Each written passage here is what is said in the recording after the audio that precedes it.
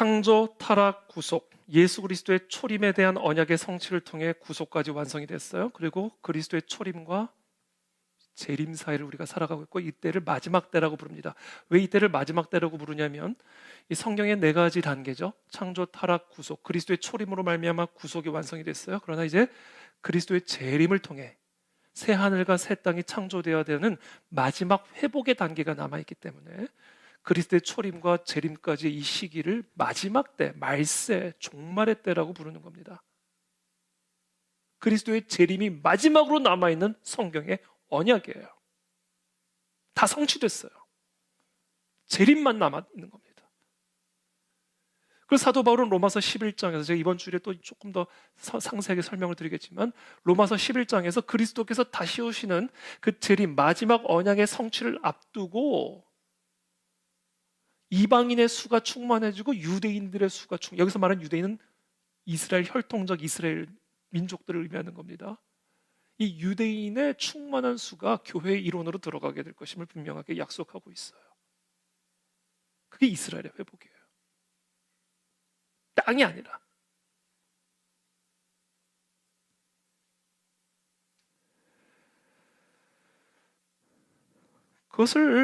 그래서 이제 그게 마지막 성취 언약이에요. 그래서 예수님께서 승천하시면서 하신 말씀, 사도행전 1장 6절부터 11절까지 우리 다 함께 읽어보겠습니다. 시작.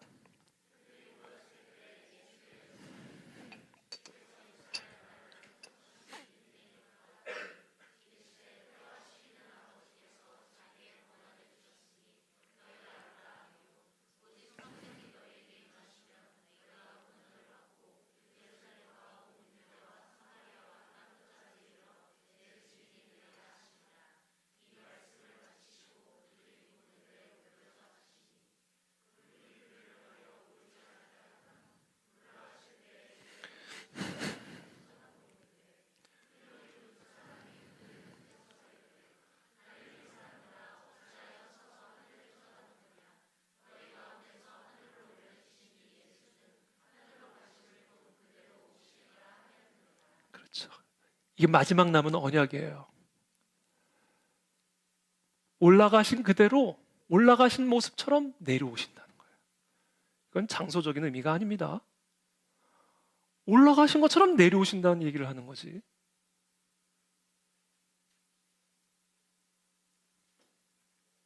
이제 그것만 남아있는 거예요. 그래서 우리가 살아가는 이때를 마지막 때라고 부르는 겁니다. 마지막 언약의 성취만을 남겨두고 있기 때문에 그래요.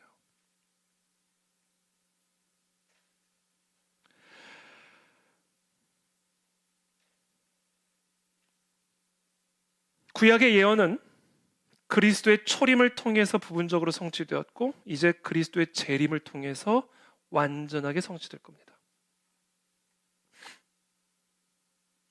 그래서 신약 성경은 그리스도의 초림을 통해 구약 예언이 부분적으로 성취되었음을 기록하고 있을 뿐만 아니라 이제 그리스도의 재림을 통해서 완전하게 성취될 것을 예언하고 있는 책입니다. 그것이 바로 성경 전체를 관통하고 있는 언약 사상입니다. 그래서 성경의 맨 마지막 책은 남아있는 언약을 끝까지 믿고 기다리라는 소망의 메시지를 상징과 비유의 형태로 기록하고 있는 요한계시록인 거예요. 그래서 요한계시록을 읽으면서 공포에 쩐다? 이거는 완전히 성경을 잘못 읽고 있는 거예요. 요한계시록은 처음부터 끝까지 소망의 메시지입니다.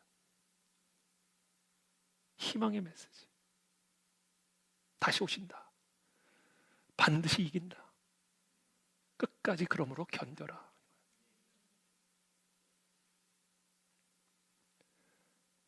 (666에) 초점을 맞추게 하고 엉뚱한 것을 심취하게 만드는 거, 그런 거로부터 깨어 있어라.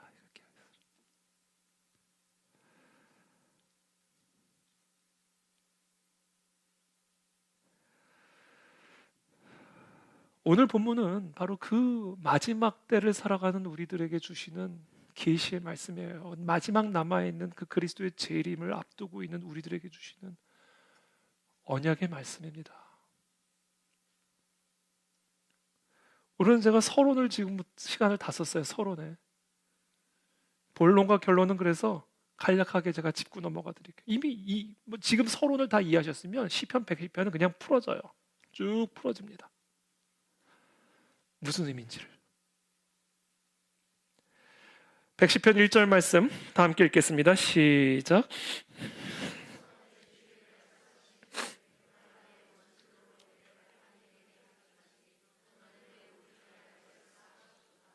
시편 기자인 다윗은 그의 주가 되실 자신의 자손에 대한 계시를 받고 있습니다. 이새라고 하는 뿌리에서 나온 한 싹, 그리스도께서 부활 후 승천하셔서 하나님의 보좌 우편에 앉아 계신 모습을 이미 초림도 하시기 전에, 부활하셔서 승천하신 이후에 하나님의 우편에 앉아 계신 나의 자손으로 오신 내 주를 보고 있는 거예요. 기가 막히죠. 하나님이 계시의 영을 부어준 거예요, 다윗에게. 그리고는 하나님이 지금 보좌 우편에 앉아 계신 내 주에게 하시는 말씀을 듣습니다. 내가 네 원수들로 네 발판이 되게 하기까지 너는 내 오른쪽에 앉아 있으라 라는 음성을 들어요. 이 환상 속에서. 하나님은 반드시 그리스도의 원수들을 그리스도의 발판이 되게 하실 거예요. 여기서 말하는 그리스도의 원수는 마귀입니다. 사망입니다. 저주입니다. 죄악입니다. 그때까지 오른편에 아직 그 언약이 성취된 상태는 아니라는 거예요. 그때는 아무도 알 수 없지만 그때 발판이 되게 하는 그때까지는 하나님의 보좌 우편에 앉아 있으라는 거예요. 하나님의 오른쪽에 앉아 계신다는 의미는 하나님과 함께 그리스도가 통치하고 계신다는 의미예요. 이미 마귀를 이기셨어요. 이미 죄악을 이기셨습니다. 이미 모든 흑암과 사망의 저주를 이기셨어요. 그러나 그럼에도 불구하고 아직 주의 원수가 주의 발판이 된 상태는 아니라는 거예요. 창조, 타락, 구속 이후에 이미 그리스도는 마귀를 이기셨지만 아직은 발판은 아니에요. 회복의 단계가 남아 있습니다. 재창조의 언약이 아직은 성취되지 않은 상태예요. 그래서 여전히 주의 원수 마귀는 여러 사람들 속에서, 국가 속에서, 사회 속에서, 문화 속에서, 이 세상 모든 영역 속에서 우는 사자와 같이 여전히 삼킬 자를 두루 찾아다니고 있습니다. 그러나 이미 이기셨어요.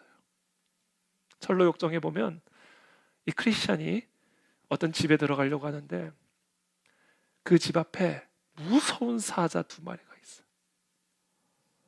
무시무시한 사자 2마리가 딱 그 집에 들어가야 되는데, 쉼의 자리인데, 그 안식의 집에 들어가는데 무시무시한 2마리 사자가 삼킬 것처럼 딱 비치고 있어요.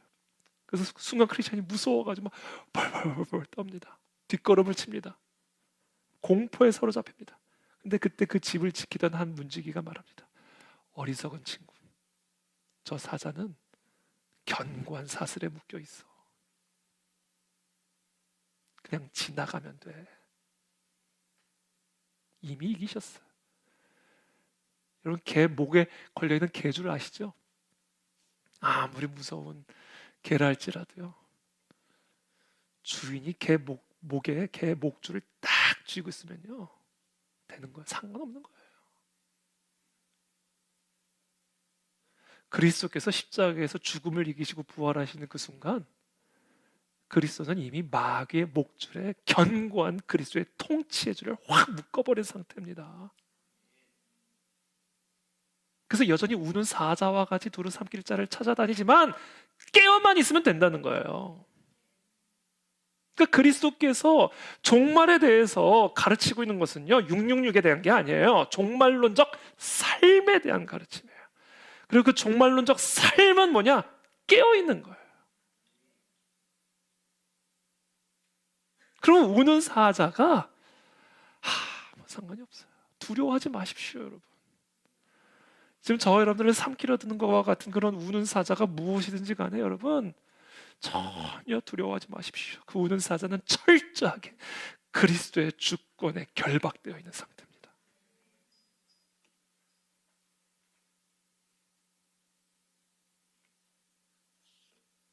근데 문제는 아직 발판은 아니라는 거예요.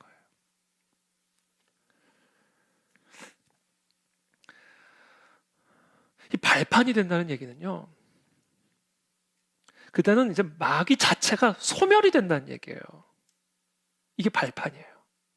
우는 사자가 아니라 우는 발판이 되는 거예요. 그 언약의 성취만을 우리는 지금 기다리고 있는 겁니다.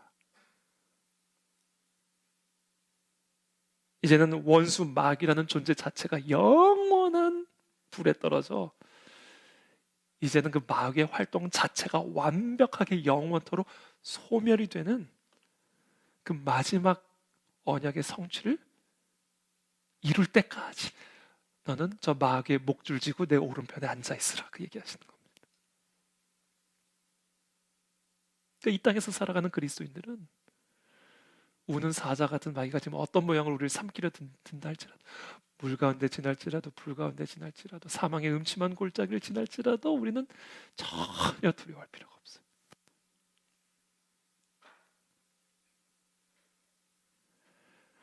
이 절입니다. 여호와께서 시온에서부터 주의 권능의 규를 보내시리니 주는 원수들 중에서 다스리소서. 바로 이 때문이에요.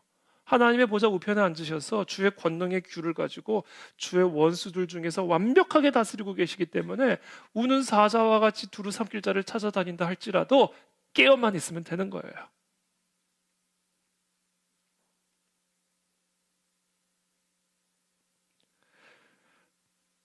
여기서 재미있는 표현이 있어요. 여호와께서 주의 권능의 규를,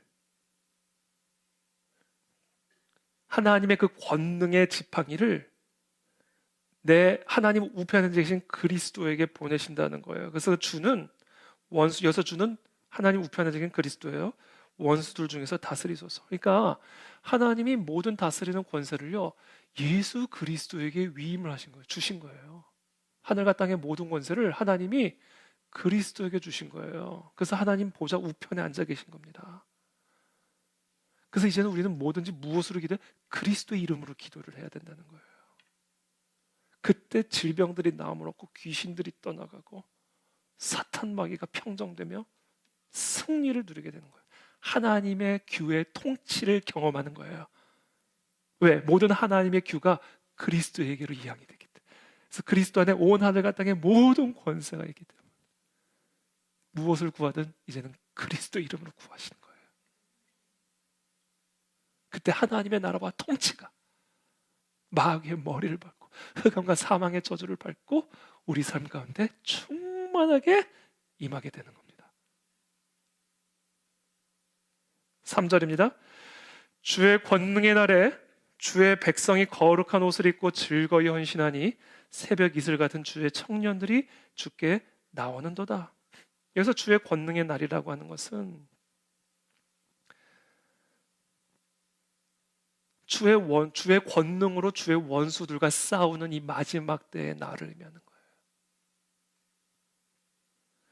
그와 같이 그리스도께서 이 땅에 오셔서 사망을 이기시고 사탄 마귀를 이기시고 사탄 마귀의 목에 목줄을 정확히 주의 권세로 결박한 상태로 있는 이 주의 권능의 날에 이제 주의 백성들이 주께 나온다는 거예요. 이 주의 원수들과 함께 전쟁하여 주의 원수들을 이기는 주의 청년들이 나온다는 거예요. 근데 그들은 어떤 모습을 갖고 있어요? 거룩한 옷을 입고 즐거이 헌신하는 모습을 가지고 있습니다. 여러분, 오늘 이게 제가 여러분들과 나누고자 하는 핵심적인 주제입니다. 여러분, 이제 예수 그리스도께서 다 이기셨어요. 무엇이 여러분들을, 저와 여러분들을 지금 위협하고 있다 할지라도, 무엇이 저와 여러분들을 두렵게 만든다 할지라도 전혀 두려워할 필요가 없습니다. 그리스도 안에 온 하늘과 땅의 모든 권세가 성취됐어요. 사탄 마귀가 어떤 모습으로 우리를 위협하든 그들의 목에는 주의 권세의 줄이 결박당한 상태입니다. 그러니까 이제는 우리는 뭐를 하면 돼요? 거룩의 옷을 입고 즐거운 마음을 가지고 주께로 나아가면 되는 거예요. 예배자입니다. 예배자. 예배만 하면 돼요. 예배만 드리면 된다고요, 여러분. 그러면 통일도 되고요. 질병도 낫고요. 가난도 떠나가고요. 광야의 길이 나고 사막의 강이 납니다. 뭐만 하면? 예배만 하면 돼요. 근데 그냥 예배만 드려서는 안 돼요. 어떻게? 거룩의 옷을 입고 예배 드려야 돼요. 그리고 즐거운 마음으로 예배를 드려야 됩니다. 이것은 무엇을 의미하는가? 그리스도께서 우리의 죄를 용서하셔서 거룩의 옷을 입히셨고, 그래서 하나님의 자녀가 되는 권세를 얻게 함으로 말미암아 그리스도 이름으로 구하는 건 무엇이든지 응답하신다라는 이 약속을 믿음으로 즐겁게 예배드리라는 거예요. 그러니까 우리가 거룩의 옷을 입고 즐거이 헌신하며 주의 청년들이 주께로 나온다, 이 예배자의 모습은요, 그리스도께서 우리를 위해서 행하신 그 놀라운 역사를 믿음, 나의 모든 죄를 감당하시고, 그래서 그 모든 죄로 인한 죄의 싹을 다 담당하심으로 이제 우리를 하나님의 자녀가 되는 옷을 입게 하심으로 우리를 하나님의 자녀로 삼아주신 이 사실을 즐거워함으로 예배 자리에 나가라는 거예요. 그때 그 그리스도의 놀라운 통치가, 하나님의 통치가 우리 삶 가운데 임하게 된다라는 겁니다. 갑자기 춤추고 싶어지네. 이게 복음이에요, 여러분. 성경은 바로 이것에 관한 책입니다. 4절입니다. 여호와는 맹세하고 변하지 아니하시리라 이르시기를 너는 멜기세덱의 서열을 따라 영원한 제사장이라 하셨도다. 제사장, 그래서 제사장, 예수 그리스도는 멜기세덱의 반차를 따라 태어나신 오신 제사장, 제사 드리는 분, 자신의 몸을 제물로 우리의 모든 죄를 사하시고 하나님의 의롭다는 옷을 입혀주심으로 하나님의 자녀가 되는 권세를 갖게 하시기 위해 이 땅에 오신 제사장. 5절에 주의 오른쪽에 계신 주께서 그의 노하시는 날에 왕들을 쳐서 깨뜨리실 것이라. 문 나라를 심판하여 시체로 가득하게 하시고 여러 나라의 머리를 쳐서 깨뜨리시며 길가에 시냇물을 마심으로 그의 머리를 드시리로다. 최종적인 회복에 대한 약속이죠. 이제 이 세상 나라 다 무너져 내리고 이 세상의 모든 권세자들 다 무너져 내리고 새 하늘과 새 땅이 창조되어 그리스도가 다스리는 완전한 회복의 단계를 바라보며 지금 다윗은 계시에 대한 기록을 마치고 있는 거예요. 놀랍지 않습니까? 하나님이 다윗에게 성경 전체에 대한 계시를 단 이 7절 안에 다 부어주신 거예요. 정말 놀랍습니다.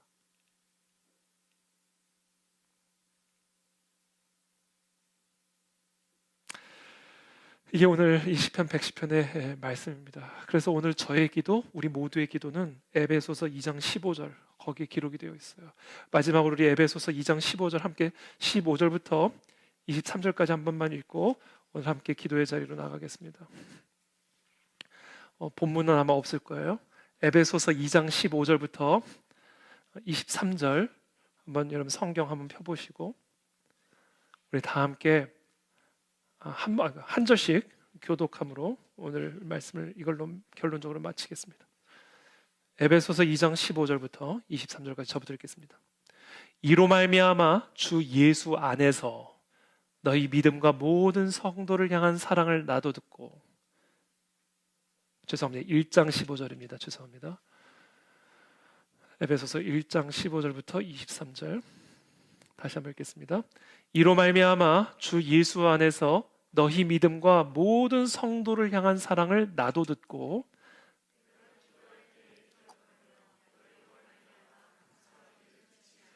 사도 바울의 기도입니다. 에베소 교회 성도들을 위한 17절에 우리 주 예수 그리스도의 하나님, 그냥 하나님이 아니에요. 예수 그리스도의 하나님 영광의 아버지께서 지혜와 계시의 영을 너희에게 주사 하나님을 알게 하시고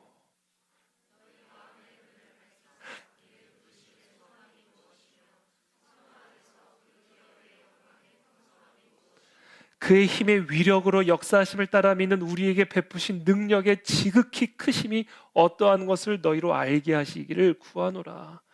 그의 능력이 그리스도 안에서 역사하사 죽은 자들 가운데서 다시 살리시고 하늘에서 자기의 오른편에 앉으사 모든 통치와 권세와 능력과 주권과 이 세상뿐 아니라 오는 세상에 일컫는 모든 이름 위에 뛰어나게 하시고 또 만물을 그의 발 아래 복종하게 하시고 그를 만물 위에 교회의 머리로 삼으셨느니라.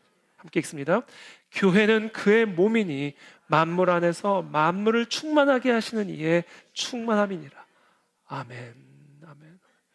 이것을 볼 수 있는 눈이 열리기를 지금 사도 바울은 기도하고 있습니다. 여러분, 오늘 이 밤에 이 밝은 눈을 가지고 그리스도의 이름으로 구하십시오. 그리스도 안에 온 하늘과 땅의 모든 권세와 주권들이 들어가 있습니다. 그러므로 그리스도로 말미암은 의의 옷을 입고 즐거움으로 이 시간 우리의 구할 바를 담대하게 구하신 이 밤이 되시기를 축복합니다. 하나님의 나라와 통치가 우리 가운데 임할지어다. 성령의 생기가 들어갈지어다.